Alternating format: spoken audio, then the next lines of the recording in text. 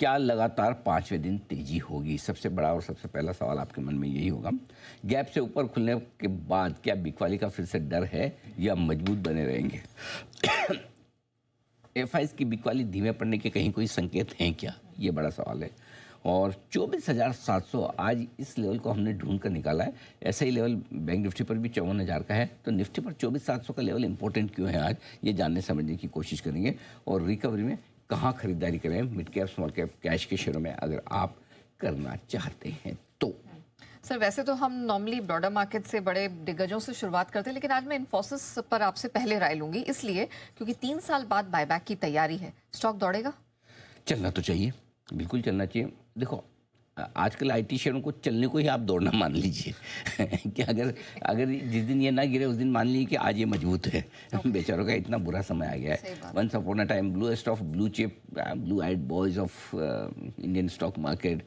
आजकल मतलब बड़ी लोग बड़ी मतलब दूर ही होंगे इनसे एकदम, मतलब वैसा हाल है। तो इनफी 11 सितंबर को बोर्ड बैठक है, इस गुरुवार को बाईबैक पर होगा विचार। और 3 साल के बाद बाईबैक की तैयारी इन्फोसिस की आती हुई दिख रही है। यहाँ अच्छी बात है कि इन्फोसिस का बाईबैक एकदम सही वक्त पर आया है और हम उम्मीद करें कि बाईबैक की साइज़ भी अच्छी होनी चाहिए। 1 से 2% की रेंज में बाईबैक होना चाहिए, वो अच्छा कहा जाएगा। तीसरी बात जो हम उम्मीद करें कि टेंडर ऑफर के जरिए होना चाहिए बाईबैक। टेंडर ऑफर के जरिए बाईबैक में थोड़ा सा स्टॉक प्राइस को अच्छा सपोर्ट मिलता है और लोगों को पार्टिसिपेट करके खरीदारी करने का मौका भी मिलता है, ऐसा हमारा मानना है। और बाईबैक यहाँ से मेरा ये समझना है कि पास्ट ट्रैक रिकॉर्ड के हिसाब से देखें तो 18 से 20%, 22% तक की प्रीमियम पर हो सकता है बाईबैक। तो उस लिहाज से आपके लिए अपसाइड भी बनती है स्टॉक में। ये कुछ एक चीज़ें हैं, हम कोशिश कर रहे हैं पूरी आपके सामने एग्जैक्ट डिटेल्स ला कर रखने की कि किस तरह का बाईबैक हो सकता है, क्या साइज़ हो सकती है, क्या प्राइस हो सकती है, कितना प्रीमियम हो सकती है पुराने ट्रैक रिकॉर्ड को देखते हुए।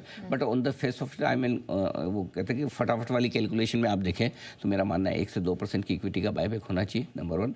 नंबर 2 साइजेबल होगा। नंबर 3 अच्छी प्रीमियम पर होना चाहिए। 18-20% की प्रीमियम की उम्मीद मानकर आप चल सकते हैं और उस हिसाब से स्टॉक में आज आपको एक बढ़िया एक्शन देखने को मिल सकता है। कितना देखने को मिल सकता है ये मैं आपको बता सकता हूँ, एक ही कंडीशन है, अगर आप स्टॉक ऑफ द डे का बिगुल अभी बजा दें। अरे सर, नेकी और पूछ पूछ बिगुल स्टॉक ऑफ द डे का बताएं सर। 1410 ये आपका स्टॉप लॉस का लेवल है फ्यूचर का। 1460, 1475 दो टारगेट आज दिन के हैं। आपको 1440 पर स्टॉक बंद हुआ है, 1410 का स्टॉप लॉस दूर लगेगा, लगने दो, लगेगा। लेकिन मैं कह रहा हूँ यही लगाइए ताकि आपका डे ट्रेड में भी स्टॉप लॉस ट्रिगर ना हो और स्टॉक कम चले ज़्यादा चले, आपका दिन के टारगेट या 1 आध दिन के 2 दिन के टारगेट ये आ ही जाएंगे। ये आजकल के टारगेट है। लेकिन पोजिशनली गुरुवार को बाईबैक का अनाउंस होगा, करेक्ट। तब आपके सामने प्राइस और साइज़ आ जाएगी और तरीका ओपन। देखो बाईबैक 2 तरीके से किया जाता है, या तो आप शेयर खरीद के कंपनी में टेंडर करें जिसे टेंडर रूट कहते हैं। दूसरा है कि कंपनी कहती है कि हम इतने रुपए का बाईबैक करेंगे लेकिन हम ओपन मार्केट परचेज करेंगे, यानी कि उसमें कोई ओपन ऑफर नहीं आएगा जिसमें आपको शेयर देने हैं, बल्कि कंपनी जब जैसा उनका मन करेगी मार्केट से धीमे धीमे उतना खरीदती रहेगी। 6 महीनों में वो पूरा किया जाता है, राइट। सो मेरा ये समझना है कि ये वाला बाईबैक है वो ज़्यादा बेहतर है इन्वेस्टर्स के लिहाज से, जहाँ टेंडर ऑफर के जरिए आता है। सो ऐसे में आपको पोजिशनल टारगेट ही इंपॉर्टेंट है, जो 3 नोट करके रखिए। 1530, 1675 और 1750 ये 3 टारगेट हैं, इनको लेकर चलिए आप। देखिए सपोज आपका 20% प्रीमियम पर बाईबैक होता है, 1440 से आप करीबन 150-300 रुपये आप ऊपर गिन लीजिए, राइट।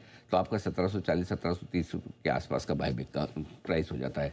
नो डाउट कि वहाँ तक पहुँचे नहीं पहुँचे एक बाईबैक का आर्बिट्राज रहेगा और उसके बाद नीचे भी आता है। लेकिन ओवरऑल अगर अच्छे बाईबैक की प्राइस है तो ये 3 पोजिशनल टारगेट ध्यान में रखिए, 1 बाय 1 हम उसको आगे लेते हुए चलेंगे। तो इस हिसाब से आपको इन्फोसिस पे करना है फोकस। मेरे ख्याल से 3 साल बाद का बाईबैक है। और एक और अच्छा जो ट्रेंड दिख रहा है इन्फोसिस में, ज़्यादातर आईटी कंपनी में 3 साल 4 साल में जो पैसा बनाते हैं, जो कैश इकट्ठा होता है इनका, वो बाईबैक के जरिए वापस शेयर होल्डर्स को देते हैं, क्योंकि उन्हें इन्वेस्टमेंट तो करना नहीं है बिजनेस में, ज़रूरत है नहीं, कोई कैपिटल एक्सपेंडिचर है नहीं, वर्किंग कैपिटल की ज़रूरत है नहीं। तो इसलिए ये तरीका बढ़िया है, बाईबैक करके आप अपनी इक्विटी कम कर ले रहे, शेयर होल्डर्स को डायरेक्टली इनडायरेक्टली दोनों तरह से रिवॉर्ड कर रहे हैं टेंडर रूट के जरिए। ऑलराइट, चलिए। तो इसमें एक चीज़ और बता दूं कि अभी तक टेंडर रूट होगा नहीं होगा, गुरुवार को पता चलेगा। एग्जैक्टली साइज़ गुरुवार को पता चलेगी, प्राइस गुरुवार को पता चलेगी, टेंडर रूट है या ओपन मार्केट परचेज गुरुवार को पता चलेगा। तो ये एक रिस्क अभी ध्यान रखेंगे, अभी तक ये आना बाकी है, ये हमारा अनुमान है। ऑलराइट, चलिए। तो इन्फोसिस के बायबैक पर नजर, और उससे पहले ही आपको यहाँ पर खरीदारी का मौका मिल रहा है। आइए अब सीधे बढ़ते हैं एआई मार्केट डेटा।